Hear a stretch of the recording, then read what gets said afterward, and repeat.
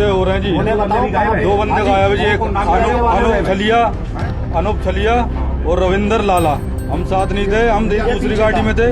पहले हम दूसरी गाड़ी में थे और पीछे वो दूसरे कोई है। उसके कोई दर्ज नहीं थे, उसने कोई मर्डर नहीं किए, उसने कोई केस नहीं किए, क्या कोई ऑब्जेक्शन नहीं है, खामा खाम एनकाउंटर करा। हमारी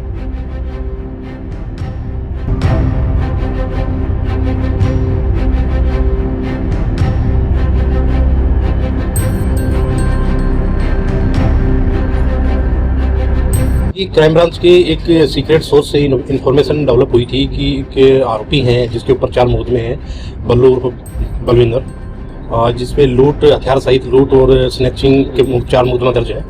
ये अपने एक अन्य साथी जो आरोपी था इसका, जो इसके साथ था, वो 302 में अभी जेल से बाहर आया था, जो भांखड़ी निवासी नरेश की हत्या में जेल में था। जमानत पर आने के बाद नरेश, और आरोपी की जो हत्या का आरोपी है ये जो अनूप उर्फ छलिया, और एक और अन्य आरोपी अरविंद, ये तीनों आरोपी धोद से आगे सोने की तरफ कहीं जा रहे थे। तो इन्फॉर्मेशन थी कि ये कोई वारदात कर सकते हैं, तो इन पे सूचना पे निगरानी रखी गई और क्राइम ब्रांच 48 अपनी सरकारी गाड़ी के साथ और अपने स्टाफ के साथ वहाँ पहुँचे। तो इस्लाखड़ी गाँव के पास इनका आमना सामना हुआ है। तो गाड़ी रोकने के लिए कहा, लेकिन ये गाड़ी स्पीड से भगा ले गए और जैसे इनको पता लगा पुलिस की गाड़ी है तो इन्होंने पुलिस की गाड़ी पे फायर कर दिया, जो गाड़ी के बम्पर में लगा। इनको वहाँ रास्ते में पीए सिस्टम से अनाउंस किया कि आप सरेंडर कर दो, लेकिन ये भागते रहे। अगला गांव जो पावटा आया, वहाँ पे उसके पास ये इन्होंने गाड़ी को, एक डेड एंड था, वहाँ पे गाड़ी को रोका और गाड़ी से उतरकर फिर पुलिस पे फायर कर दिया। पुलिस ने हवाई फायर करते हुए रुकने को कहा, लेकिन ये नहीं रुके और पुलिस ने जब इनको फायर किया तो जवाबी कार्रवाई में पुलिस ने पैरों में गोली चलाने के लिए चलाई।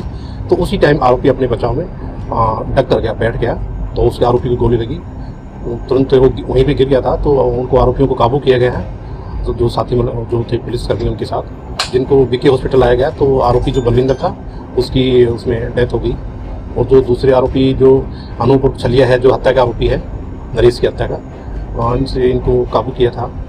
और बलविंदर से एक हथियार बरामद हुआ जिससे वो गोली चला रहा था, जिसमें एक जिंदा राउंड भी बरामद हुआ, और इनके खिलाफ मुकदमा दर्ज किया गया है थाना धोज में।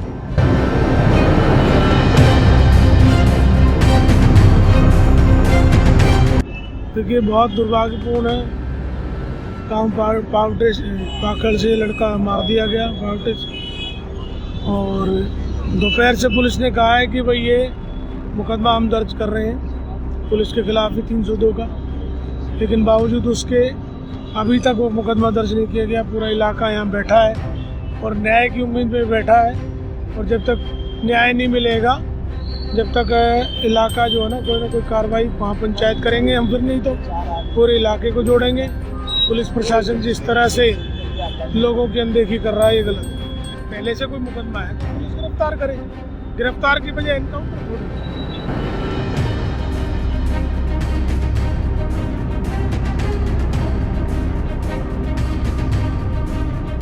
तो उसको पुलिस गिरफ्तार करे, नहीं तो नहीं कहा, एनकाउंटर ही करे। और फरीदाबाद पुलिस की कार्यप्रणाली इस मामले में बहुत गलत है। मैंने पीछे विधानसभा में प्रश्न भी लगाया था, 2015 से लेके अब तक पूरे हरियाणा में कितने लोगों का इनकाउंटर हुआ है या पुलिस कस्टडी में मरे हैं। 33 लोग थे, और बड़े दुख के साथ मुझे कहना पड़ रहा है सबसे ज़्यादा हमारे फरीदाबाद जिले के 6 लोग थे। और ये आज ताज़ा घटनाक्रम हुआ, बजाय कि जो जाने वाला चला गया उसके परिवार की कोई गलती नहीं थी, परिवार किसी तरीके से दोषी नहीं था। परिवार को पुलिस संतावना दे, ढाढ़सा बनाए, और परिवार की डिमांड क्या थी कि उनके खिलाफ FIR दर्ज हो, जो भी दोषी व्यक्ति है।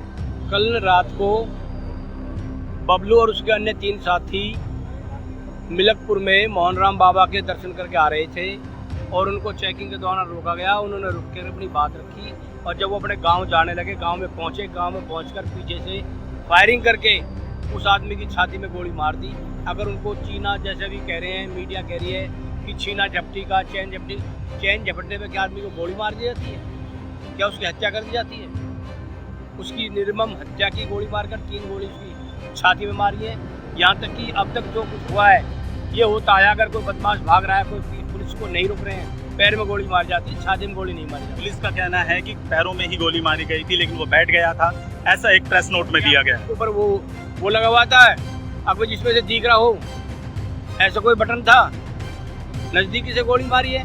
और हम ये मांग कर रहे हैं, समस्त गांव वाले, समस्त आदमी यहाँ बैठे हैं, कि जिन लोगों ने उनको गोली मारकर हत्या की है उसके खिलाफ 302 का मुकदमा दर्ज किया जाए। न्याय सबको मिलना चाहिए और इसमें एफआईआर दर्ज परिजन के बयान के आधार पर इसमें एफआईआर दर्ज करने में बुराई दर्ज करके और जांच करनी चाहिए।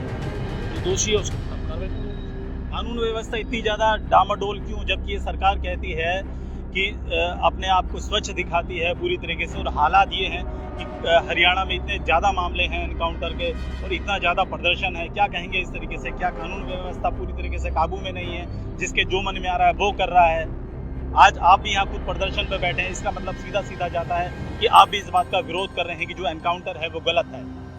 सीधा सीधा मतलब होता है। तो क्या लगता है कि आपकी सरकार यहीं सही से काम नहीं कर पा रही है या कानून अपने हिसाब से चल रहा है? देखिए, ये जो बच्चा है जिसका इनकाउंटर हुआ है, इसके खिलाफ कोई संगीन मामले नहीं है कि भाई इसका इनकाउंटर कर दिया जाए। और ये अपने घर के पास ही इनकाउंटर हुआ है, तो इसमें जो है बिना देरी किए हुए प्रशासन को तुरंत एफआईआर दर्ज करके और इसमें जो है जांच करनी। आपकी सरकार की तरफ से अभी तक कोई कदम नहीं उठा है? हम ऊपर अधिकारियों ऊपर भी बात कर रहे हैं, मैंने डीसी साहब से बात करी है, सीबी साहब से बात करी है और हमने कहा है कि इसमें एफआईआर दर्ज करके और इसमें जो है कार्रवाई। लगता है मान के चलें कि सरकार कुछ अच्छा दिखाएगी? हाँ, निश्चित तौर पर